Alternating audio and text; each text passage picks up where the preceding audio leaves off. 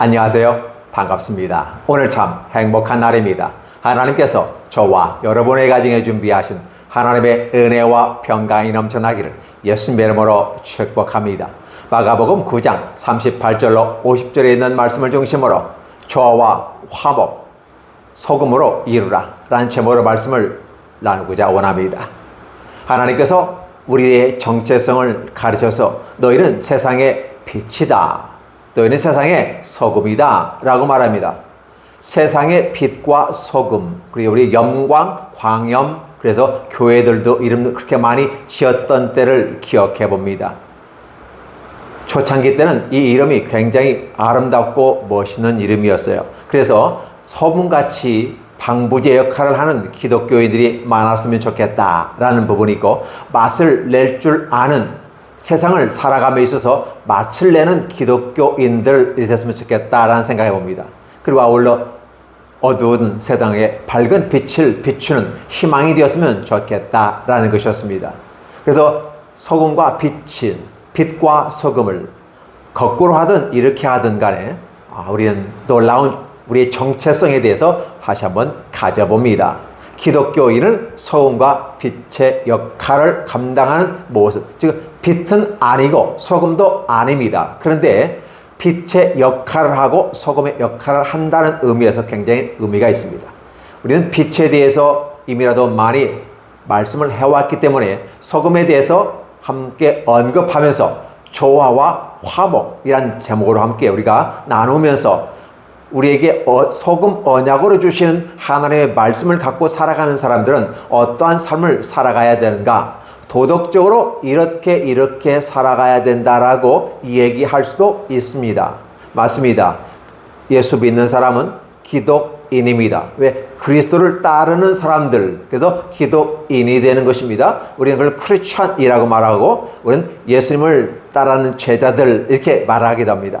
여러분들 어떤 별명이 여러분에게 있든지 간에 중요한 것은 나는 예수님과 함께하는 사람이다. 아니, 나는 예수님 같지는 않다. 그런데 예수님을 따라가면서 예수님을 배우는 사람이고, 예수님 대신 내가 이 땅에 복음을 전하는 사람으로서 서 있다라는 이런 정체성을 가진다면 참 좋겠습니다. 내가 하나님의 나라를 홍보하고 널리 전파하는 이러한 일들은 대단히 유익한 것이기 때문에 내가 홍보하고 널리 전파하는 과정 속에서 내가 만나는 모든 클라이언트들에게 나는 어떻게 할 것인가, 성도들에게 어떻게 할 것인가, 믿지 않는 자들에게 어떻게 할 것인가 라고 하는 부분 속에서 자기 나름대로 정체성을 가지고 가면서 대처 방법을 가지고 가야 됩니다.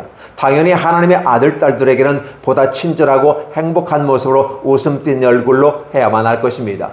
그러나 믿지 않는 많은 사람들에게도 역시 웃음 띤 얼굴로, 행복한 얼굴로 표현해 보여야 됩니다. 때로 나를 공격하는 사람이 있을 수 있습니다. 그런 때는 그들이 이해를 못해서 공격하는구나, 아니 오해가 있었구나 라는 부분이에요. 그렇기 때문에 그 이해를 풀어주면 오해가 없어지게 되는 것이고, 그가 나를 공격하는 것은 없어질 것이다 라는 부분이죠. 또 세상에서 많은 부분 속에서 나 외 다른 교회와 다른 목사와 다른 성도들, 장로, 집사, 권사들과 수많은 사람들은 삶의 현장 속에서 만나게 됩니다. 그러니까 우리가 예수님을 직접 만나기 전에 누구를 만납니까? 목사를 만나게 되고, 장로를 만나고, 또 권사와 안수집사와 집사, 권찰들을 만나게 됩니다. 그러다 보니까 예수님을 직접 알기는 어렵지만 우리가 만나는 사람들을 통해서, 즉 예수님을 따라가는 그 제자들의 길을 걸어가는 사람들을 통해서 예수님을 알아가길 원하는 사람도 있더라는 것입니다. 대체적으로 보면 기독교에는 참 좋은 사람들이야 라고 말을 합니다. 예, 맞습니다. 그런 소리가 있고, 그래서 당시에 저 사람들은 신의 아들로서 신들의 영이 그 안에 있는 사람이야, 다니엘 시대는 그렇게 얘기했습니다. 그리고 저 사람들은 주님을 따라가는 사람이기 때문에 크리스천이야 라는 별명을 갖게 됩니다. 그래서 그리스도인이란 단어가 비로소 주어지게 됩니다. 우리는 이러한 놀라운 축복된 모든 모습이 아름답게 확산해 나가야 됩니다. 사실 이게 어렵습니다. 초창기 때는 소수 인원이기 때문에 그들이 보다 바르게 믿고 성실하게 따라가려고 하는 그런 성향이 있어요. 그러다 보니까 그들에게서 보이는 것은 예쁘고 아름답고 멋있는 것이 더 보였을 것입니다. 그럼 많은 사람들이 기독교에 들어오게 됩니다. 소위 말해서 기독교를 박해하고 핍박하던 시대에는 그들의 믿음은 그 자체로서 보증수표였습니다. 그 자체가 그냥 트레이드 마크가 되어 있어요. 그런데 기독교가 공인된 이후에 기독교는 성공의 하나의 도장과 같다. 티켓을 받은 것과 같다. 그래서 많은 사람들이 기독교에 들어오게 됩니다. 그러니까 예수를 믿고 주님을 따르는 사람들이 기독인이 되는 게 아니라 기독교인이 되면 내가 이 땅에서 성공할 수 있고 그 성공의 가도에 하나의 시스템에 내가 들어가는 거기 때문에 나는 기독교인이 되어야 된다는 것입니다. 달리 말하면 기독교인 중에서 믿는 사람과 믿지 않는 사람이 있다는 것입니다. 자신의 욕망과 야망을 따라가면서 때로는 그것을 이루지 못했을 때 염소처럼 받아버릴 수 있는 염소와 같은 모습이 있습니다. 그 때문에 그러는 사람들은 참으로 힘들고 어려운 길을 걸어가죠. 이중성의 모습을 가지고 가야 되기 때문에 그렇습니다. 겉으로는 기독교인이면서 실제로는 아닌 사람들이 있는 거죠. 그러나 누구도 몰라, 아무도 몰라. 그렇죠? 누구만 알아요? 본인과 하나님만이 아는 거죠. 그래서 나중에 염소라고 하는 분류가 되는 사람들은 하나님께서 심판하실 때 지옥으로 가게 된다는 사실이죠. 그러니까 교회 안에서 그런 일이 생긴다는 겁니다. 그렇다면 교회 안에는 염소만 있느냐? 아니죠. 양도 있더라는 거죠. 양은 뭐냐? 주님이 말씀해 주신 대로 어쨌든 힘들고 어려워도 감당해 나아가면서 성실하게 자신의 삶을 살아가는 사람들, 이걸 우리는 양으로 표현해 볼 수 있습니다. 그 때문에 교회는 양과 염소가 꼭 있어요.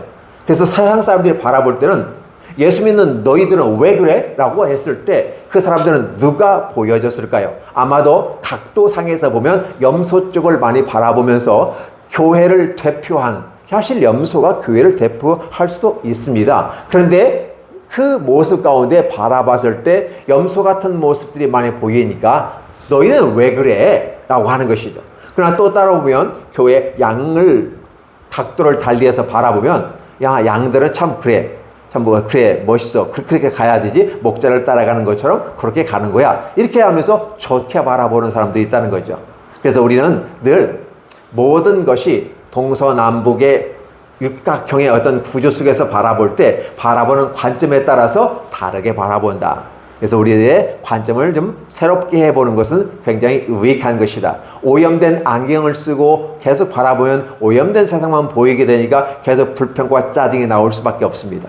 그러나 깨끗한 안경, 닦으면 돼요. 닦으면 오염을 제거하면 깨끗하게 투명하게 보이기 때문에 그새는 아름답고 평화롭고 기분이 좋은 세상이 됩니다. 우리 인생도 우리 안경을 어떻게 닦아 나가느냐 아니면 닦지 않고 가느냐에 따라 달라지게 되는 것이죠. 때로 우리 안경을 닦는다는 개념을 성경에서 이렇게 표현합니다. 보암직도 하고 먹음직도 하고 나를 제일 탐스럽게 할 마음지 단지라. 이 성경의 구절이에요. 그 때문에 이건 암기하다시피 하는 거거든요. 이러한 것들은 바로 이 생의 자랑과 욕망과 야망을 내 눈에 씌워버리면 그것을 위해서 다른 것들은 하나의 수단, 도구가 되어지는 것입니다. 그리고 수단과 도구가 되어졌을 때 유용성, 가치성이 있지만 만약에 내가 성공하고 그 길에 나아갈 때 거질려거리면서 나를 방해한다면 가차없이 처단해버리는 것일 수도 있게 되는 것이죠. 이런 눈을 가진 사람들이 교회 안에 들어올 수밖에 없었다라는 것이에요. 이런 과정 속에서 예수님이 있고 베드로, 야고보, 요한이 있고 12제자, 즉 나머지 9명의 제자들이 있습니다. 그리고 그를 따르는 여인들이 있었고 그다음에 그들 중심으로 해서 좀 무리들이 있었습니다. 그리고 20%는 저 반대 쪽에서 무슨 말 하는가 하고 귀를 쫑긋하면서 메모해가면서 메시아 예수님을 그 공동체에서 쫓아내버리려고 하고 자신의 기득권 속에서 메시를 배척해버리는 사람들이 있었다는 사람입니다. 구조가 이런 구조 속에서 흘러간다는 사실을 늘 기억을 해야 돼요. 그러다 보니까 때로는 그 선정된 12제자의 무리 속에 들어온 사람도 있었고 아니면 바깥에 있는 사람도 있었고 그렇죠. 그러면 중요한 것은 예수님의 제자는 아니었을 때도 말씀대로 살아가고 믿음으로 살아가는 사람도 이 주변에 있었다는 사실이에요. 그들은 예수님의 친제자가 되지는 못했다 할지라도 바깥에서 주님의 이름으로 가르쳐 주시는 대로 보여주는 대로 보고 느끼고 경험하는 그대로 행하는 사람들이 있었어요. 이런 사람들은 그 즉시 예수님의 이름으로 귀신을 내어 쫓고 기름을 발라서 병든 자가 치료합니다. 마치 사도들이 예수님께서 2명씩 짝지어 보냈을 때 했던 것처럼 그렇게 보이게 된다는 것입니다. 그러다 보니까 어떤 문제가 발생해요? 한때는 제자들이었는데 우리도 그렇게 했었어. 그런데 우리는 현재 지금 못하고 있어? 귀신을 내어 쫓아달라고 했는데 귀신을 내어 쫓을 수가 없었어? 그런데 문제는 그들은 우리 무리수에 들지 않았지만 그들은 예수님의 이름으로 귀신을 내어 쫓고 있는 그 과정을 바라보면서 오늘 등장하는 한 요한, 사도 요한이죠. 주님의 사랑을 가장 많이 받았다고 하는 이 요한이 이 두 가지의 모습 가운데, 즉 이쪽이냐 저쪽이냐라고 하는 부분 속에서 우리 속에 들지 않는 다른 사람들이 주의 이름으로 귀신을 내어 쫓는 일들을 하는데 이것은 있을 수 없는 일이 아닙니까? 어떻게 주님의 제자도 아니면서 주님의 이름으로 그렇게 합니까? 라고 하는 것이죠. 그렇게 함으로써 자신들의 치부, 부끄러움을 다 덮어버리면서, 왜? 상대방을 공격하면서 자신을 보호막을 쳐버리는 이러한 모습이 되죠. 이 요한조차도 지금 그렇게 얘기합니다. 아, 선생님 말이에요. 주의 이름으로 귀신을 내어 쫓는 자들이 있어요. 그래서 우리가 그것은 합당하지 않다. 예수님의 이름을 사용할 수 있는 것은 우리밖에 없는데 어떻게 당신들이 예수님의 이름으로 귀신을 내어 쫓느냐? 이건 맞지 않지 않느냐라고 흠했습니다. 저 잘했지요? 라는 분위기 속에서 이 얘기를 하게 됩니다. 그런데 예수님은 그래 참 잘했다 라고 말하기에 앞서서 이렇게 말합니다. 금하지 말라. 아니 지금 잘했다고 칭찬받기를 원하는데 오히려 너희가 금한 것이 잘못됐다는 표현을 가지고 얘기하는 거예요. 금하지 말라. 내 이름을 옳다가 등한 일을 행하고 즉시로 나를 비방할 자가 없느니라. 그래서 우리를 반대하지 않는다면 우리를 위하는 자이기 때문에 같이 가도 된다. 12 제자라고 하는 부분은 내가 너희들을 키우고 집중 훈련시켜서 나를 대신해서, 왜? 내가 나중에 십자가에 못 박혀 죽은 다음에 3일 만에 살아날 건데 그때 너희들이 더 굳건히 있어서 그 성도들을, 하나님의 나라 백성들을 이끌고 가야 되는데 그래서 너희들한테 좀 위탁하려고 하는 거야. 그래서 위탁하려다 보니까 너희가 부족한 거야. 그래서 교육하고 있는 거고 함께 3년 반 동안 너희를 데리고 다니는 거야. 그런데 이곳에 들지 않았을지라도 나의 가르침은 이미라도 전파되어졌기 때문에 그것을 믿고 따라 행하는 자들이 많이 있을 수 있다. 그들은 내 이름으로 하기 때문에 그들이 나를 대적하지 않는다. 즉 나를 바로 대적하지 않는다면 그들은 우리를 위하는 자이다. 같이 갈 수 있다라는 표현을 쓰게 되죠. 그런데도 불구하고 요한은 편협하게 바로 우리 무리에 들지 않았으니까 너는 하지 마 라고 하는 이런 부분을 가지고 가는 거죠. 이게 어떠한 모습인지 아시죠? 구약에서 선민들이 그렇게 했던 거예요. 자기들만이 하나님의 백성이 된다고 말하고 하나님으로서 백성으로서 온전히 복을 받을 수 있다. 천국에 갈 수 있다고 생각합니다. 나머지 이방인들은 천국에 갈 수 없다라고 말합니다. 그러면 그렇게까지 얘기했다면 유태인이나 그 선민들은 자신들이 그렇게 말하는 하나님 편에서 서 있어야 하지 않을까요? 그런데 오히려 다른 사람들이 하나님께 오는 것을 차단시켜버리고 자신들도 그 안에 들어가지 않고 있어요. 그럼 어떻게 되는 거죠? 이방인이나 자신들이나 다를 바가 없어요. 선민이라고 하는 부분은 하나님의 선택된 민족 가운데서 하나님의 뜻을 드러내서 함께 하려고 한 사람들이 선민이었어요. 오늘 여기서도 제자들이라고 하는 사람들이 어떤 사람들이죠? 하나님의 나라를 보다 더 근접거리에서 보고 경험하고 느꼈던 것들, 그리고 하나님의 나라가 이렇게 임했을 때 너희의 큰 기쁨이 이렇게 있어 라고 가르쳐 줄 수 있는 사람들을 지금 키워내는 겁니다. 이게 구약의 선민이나 지파나 또 신약에서 제자들은 동급의 모습 가운데 이루어져요. 그래서 구약과 신약은 동급의 모습 가운데 함께 시대가 달라서 새로운 모습으로 좀 더 업그레이드 되면 점진성을 앞으로 가면서 좀 더 감추어진 비밀을 드러내는 겁니다. 구약에서는 그림자처럼 흐릿하게 보였다면, 몽학선처럼 보였다면 이 신약에서는 분명하고 정확하게 아름답게 가요. 그래서 종교라는 틀 속에 있는 그 모습 가운데 신앙의 모습으로 쫙 변합니다. 어떻게 변할까요? 똑같은 존재이지만 껍질을 벗는 것처럼 바꿔서 버려요. 그래서 본래의 모습으로 달려가는데 보다 더, 그래서 애벌레가 있다가 나중에 나비가 되는 것처럼 그렇게 변화되는 모습으로 나아가는 거죠. 본질은 똑같아요. 그냥 오형적인 것은 좀 달라 보일 수가 있습니다. 이 발전해 가는 모습을 보는 거죠. 그런데 여전히 요한이라는 사람, 예수님의 사랑을 받는 사람, 가장 젊은 사람이었던 이 요한이, 그렇게 예수님 옆에서 딸랑딸랑 했던 요한이 또 딸랑딸랑하면서 내가 잘했지요? 라고 이런 식의 표현을 쓰게 될 때 예수님은 no, 아니야 라고 말을 쓰죠. 반대하지 말라라는 것이죠. 더불어 함께 조화를 이루고 화평을 이루는 것이 좋다. 지금 내가 이 얘기하면 나는 내 편을 들을 수도 있어. 그런데 그렇게 되면 너는 영원히 찍어버릴 거야. 어떻게 찍느냐? 저 사람들은 우리 편이 아니고 우리 머릿속에 들어와지 않았으니까 더 이상 사용하면 안 되라고 말할 수 있다는 거예요. 주님은 그렇게 말씀하시지 않아요. 하나님의 나라라고 하는 부분은 편협한 지역주의적인 지역의 어떤 종교성을 갖고만 있는 게 아니라 보편적으로 모든 인류가 하나님께로 인도하기 위해서 만들어지는 것이 바로 예수님이시기 때문에, 그래서 내가 이제 그런 편협하고 지역적인 어떤 국가적인 어떤 특정 단체 이익을 위해서 존재하는 것처럼 존재하는 것이 아니라 온 인류를 위해서 생명의 길로 가는 그 길에 있기 때문에 이렇게 해서는 안 된다. 그래서 예수님께서 사랑하는 제자였지만 편을 들어주지 아니하고 그렇게 금하지 말아라. 그러면서 그들과 조화를 같이 이룰 수 있다. 화평할 수 있다. 싸우지 말라. 너희가 싸울 때는 어떤 모습이 싸우느냐? 누가 크냐 누가 작느냐? 싸워서 내가 너에게 얘기하지 않느냐?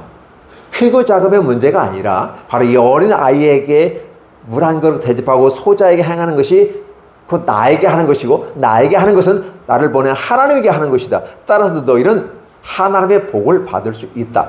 근데 그 복을 받는 기준은 뭐냐? 약하고 부족하고 별 볼 일 없는 물 한 대접 마음을 담아서 제공한다면 이게 곧 사랑이 아니겠느냐? 그 사랑은 너무 거창하게 얘기할 건 없다. 중요한 것은 물 한 대접, 한 그릇이라도 전달해 줄 수 있는 그런 마음이 있느냐? 최고의 사랑은 예수께서 십자가에서 못 박혀 죽으심으로 완전히 이루어졌지만, 그러니까 우리의 일상의 삶 속에서 크고 위대한 것을 원하는 것이 아니라 작지만 실천할 수 있는, 물 한 그릇 대접할 수 있는, 그리고 약하고 부족하고 내가 물 한 그릇 대접해서 쟤한테 뭘 되돌려 받을 수 없는 그런 상황에 있는 약자들에게도 대접하는 것은 아름다운 것이다. 이 시대를 살아가면서 가장 어렵고 힘든 사람들은 장애를 겪는 사람들이에요. 당시에는 고아, 과부, 나그네 이렇게 세 가지로서 사회적 약자로 얘기했지만 지금은 사회적 약자들이 참 많습니다. 그 사회적 약자들이 도덕과 윤리와 어떤 가치관을 흔들어 버리는 잘못된 세계를 갖고 가 있는 그런 소수자들이 아니라 정당한 가치와 기존의 전통을 같이 유지해 나가는 그 과정 속에서 있는 자를 말씀해야 되는 겁니다. 사회복지적인 관점에서 소수자, 약자들, 그러면서 동성애까지 얘기하면서 그들을 옹호하는 자들도 많이 있습니다. 옹호하는 거야 본인이 같이 동조하면 옹호할 수 있는 것이죠. 그러나 그들은 기존 가치를 무너뜨리고 잘못된 흐름을 이끌고 국가의 발전에 지대한 영향을 끼치고 있으면서 한 개인의 인격만을 소중하게 여기고 이 사회 전체적인 집단의 인격에 대해서 무시해버리는 이러한 것들은 아니다라는 부분이에요. 약자라는 말은 바로 누구의 해를 가할 수 없으면서 도움을 받을 수밖에 없고 되돌려줄 수 없는 그런 사람들. 그렇기 때문에 그들은 당연히 필요성을 갖고 있고 도와줘야 될 것이 우리에게 있다. 당연히 도와주는 거야. 그들과 함께 하는 것이야 라고 주님은 가르쳐 주시는 것이죠. 하나님의 나라는 죄인들을 위한 것이 하나님의 나라입니다. 근데 죄인은 누굽니까? 모든 인류가 다 죄인이에요. 그러니까 누구든지 예수 믿으면 누구든지 수고하고 짐진 자들아 다 내게로 오라. 누구든지 예수 믿으면 수고하고 무거운 짐진 자들아 다 내게로 와. 어떻게 한다? 내가 너를 쉬게 하고 너를 치료하고 너에게 새로움으로 함께하며 보다 발전 지향적인 모습으로 미래까지 가고 저 하나님의 영원한 나라까지 이끌어갈 거다 라는 것이 주님께서 우리에게 일러주시는 부분입니다. 근데 요한은 그렇지 못하고 여전히 편협하고 자기중심적이고 끼리끼리 공동체를 이루어가며 그 안에서만 행복을 누릴 수 있는 것처럼 얘기합니다. 교회가 교회 안에서만 행복을 누리고 교회 안에서만 천국을 얘기한다면 의미가 없는 겁니다. 천국과 지옥은 있어도 지옥 갈 사람들은 많지 않아요. 왜 그런지 아세요? 하나님은 많은 사람이 지옥에 가지 않고 천국에 가기를 원해요. 사망과 영벌에 들어가는 것이 아니라 생명과 영생으로 들어가기를 원하기 때문에 하나님은 교회에서 염소가 있긴 있지만 양들이 더 많아. 그래서 염소가 지옥에 갈 확률은 사실은요, 염소는 어떤 지옥에 가건 분명한 거니까. 그럼에도 불구하고 전체적인 부분에 있어서 교회는 영생을 얻는다. 그러니까 교회에서는 지옥보다도 무엇을 얘기해요? 천국을 얘기하고 영생을 얘기할 수밖에 없어요. 그럼에도 불구하고 반대쪽에 있는 지옥이라고 하는 곳에 준비되어진 자들이 있다. 마치 가룟 유다가 제자의 반열에 들어섰지만 자기 욕심과 야망과 욕망을 따라서 가게 됨으로써 마치 하와가 자기 남편 아담에게 선악을 알게 한 나무를 같이 주워 먹게 하고 같이 멸망의 길로 가는 것처럼 제갈 길로 가버리는 그 존재가 있어요. 오늘 가룟 유다도 제갈 길로 가버려요. 예수님조차도 주님의 나라를 위해서 불의의 병기로 쓰임 받지만 차라리 저는 이 땅에 태어나지 않았으면 좋았을 것을 이렇게 얘기하시면서 언급을 피해버려요. 얘기하지 말라. 왜냐하면 마음이 아프니까. 예수님이 굉장히 마음이 아프니까 베드로가 자꾸 집요하게 물어요. 그 사람 어떻게 됐나요? 어떻게 됐나요? 그가 어떻게 됐든 너하고 무슨 상관인데? 너는 나를 따르고 생명의 길을 따라가면 되는 거야. 쟤는 제 갈 길로 갔느니라 한마디로 정리해버립니다. 주님은 마음이 아팠어요. 그 가룟 유다도 구원할 수 있었지만 제 기능을 감당해야 되는 불의의 병기로 스스로가 그걸 선택하고 가는 그 길 때문에 주님도 잡지는 못했어요. 또 사실 그 길을 감당해야 돼요. 어떻게 보면 하나님의 나라를 위해서 쓰임받는 존재. 그리고 우리는 그걸 불의의 병기라고 쓰는 거죠. 병기는 병기인데, 즉 무기는 무기인데 하나님 나라의 불의의 병기를, 그래서 제갈 길로 가서 심판을 받게 되는 안타까움이 있는 거죠. 그래서 오늘 주님께서 제자들에게 얘기하는 겁니다. 초창기 때는 잘한다, 잘한다, 오우, 잘한다, 잘한다, 잘한다, 오, 잘한다, 이렇게 막 칭찬을 한다면 후반부에서는 이제는 좀 성숙했잖아요. 어느 정도 성장했잖아요. 그러다 보니까 이제는 내가 나와 함께 짐을 같이 지고 갈 수 있겠니? 라고 물으면서 내가 십자가에 이제 못 박혀 죽을 거야. 내가 죽는 이 아픔을 내가 너하고 함께 나눌 수 있겠어? 라고 가르쳐 주는 거죠. 제자들은 아직은 함께 지고 갈 마음의 여유가 없고 그렇게 믿음도 없는 것 같아요. 그렇지만 주님은 여전히 그들을 가르치고 있는 것입니다. 여전히 변하지 않는 것 같은, 세상에 물들어져 있는, 그래서 약간의 변화가 좀 되는 것 같은데도 여전히 세상적인 것들이 있는 존재. 그게 제자들의 모습이라고 보시면 좋겠습니다. 그래서 주님께서는 이제 얘기하는 거죠. 자, 봐라. 하나님의 나라가 임하게 되고 하나님의 나라는 성장하게 되는 거야. 지금 이 시점에서 하나님의 나라는 굉장히 성장, 미들급의 위치에 올라와 있어. 중간급에 올라와 있어. 그 다음에 여기에서 넘어지고 실패하고 낙심하는 자들도 있고 더보다도 성장해 가는 사람도 있을 것이다. 그 다음에 너희는 무엇을 생각해야 될 거냐. 이제는 너희가 어린아이가 아니라 이제는 젖을 떼야 할 나이, 모학선생에서 벗어나야 할 나이, 초등학문에서 벗어나야 할 나이, 초등학교 졸업하고 중학교, 고등학교 가면서 중고를 거쳐서 대학으로 가는 이런 과정 속에 성장의 길이 있는데 여전히 그렇게 편협하게 생각한다면 되겠니? 아니다. 하나님의 나라는 조화 속에 있다. 하나님은 화평 속에 있다. 그게 바로 우리에게 주신 것은 하나님께서 소금 언약으로 말씀을 우리에게 주셨기 때문에 그 소금을 우리의 마음에 갖고 있는 거죠. 소금 언약을, 말씀의 언약을 우리의 마음에 가지고 있는 것이고 그걸 통해서 조화와 화평으로 함께 화목하며 살아가는 것이 우리의 이 땅에서의 삶이다라는 사실이죠. 그래서 때로 힘들고 어려운 자들을 함께 짐을 지고 가는 거예요. 그러니까 사실은 주님께서 말이에요. 자기를 부인하고 자기 몫에 대해 십자가를 지고, 그렇죠? 나를 따르라고 그러잖아요. 그렇다면 우리는 우리의 짐을 지면서 남의 짐까지 져주는 모습이 필요해요. 군대에서 행군을 하고 훈련을 하다 보면 군장 40kg씩 메고 가는 훈련들이 있어요. 완전 군장에. 그러면 이렇게 메고 갈 때 때로 내 것도 40kg 무거워 죽겠는데 때로 가다 보면 옆에 동료가 쓰러지고 넘어질 때가 있어요. 그러면 함께 그 배낭도 내가 메고 가야만 되는 것입니다. 혼자 다 할 수 없으니까 또 옆에 사람이 총도 들어주고 철모도 들어주고 같이 가요. 이 모습을 누가 할 수 있느냐?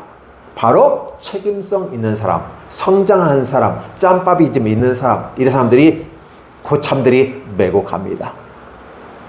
물론 나중에 한따까리 하죠. 어떤 따까리요? 체력을 길르지 못하고 관리하지 못한 것에 대한 전반적인 연합적인 책임을 묻긴 묻지만 그래도 당장 그 환경에서는 벗어나고 이겨내고 완수해야 되기 때문에 함께 메고 갑니다. 힘들고 아픔의 과정들이에요. 그래서 기독교인이라고 하는 개념은 바로 초창기의 모습에 머물러 있는 사람들이 기독교인이에요. 그 기독교인에서 기독인으로 성장하고 보다 더 성숙한 모습으로 나아가는 모습이 바로 기독인이 되고 크리스천이 되고 성화된 모습으로 나아가게 되는 거죠. 이 세상에서 바라보는 기독교인들은 바로 이런 기독교인들이에요. 어린 아이처럼 여전히 자기 것만 추구하고 우리끼리만 추구하고 편협한 것만 추구하는 요한의 사고 구조 속에 뭉쳐있는 사람들이 아니라 함께 더불어 앞으로 가는 그쪽으로 가는 거예요. 그렇게 가는 사람들은 결국은 뭐예요? 조화를 이루는, 내 것만이 아니라 조화를 이룰 수 있고, 그 다음에 싸움이 아니고 다툼이 아니고 그 많은 존재가 아니라 화평하면서 함께 더불어 파트너십을 가지고 가는 존재예요. 이렇게 갔을 때 우리는 세상의 소금과 빛의 역할을 감당할 수 있다고 말할 수 있는 것이죠.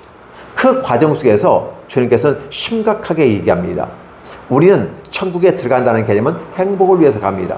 그런데 천국에 들어가면 만약에 너의 지체가 눈이나 손이나 발이 실족하기 위해서 상대방에게 해를 끼친다면 그것은 옳지 않다. 즉 이기주의적인 생각 때문에 내 것만을 위해서 남을 지배하고 착취하고 남을 짓밟아 버린다면 그것은 말 그대로 이기주의적인 것이어서 차라리 만약에 내 손이 그렇게 한다면 손을 잘라버려라.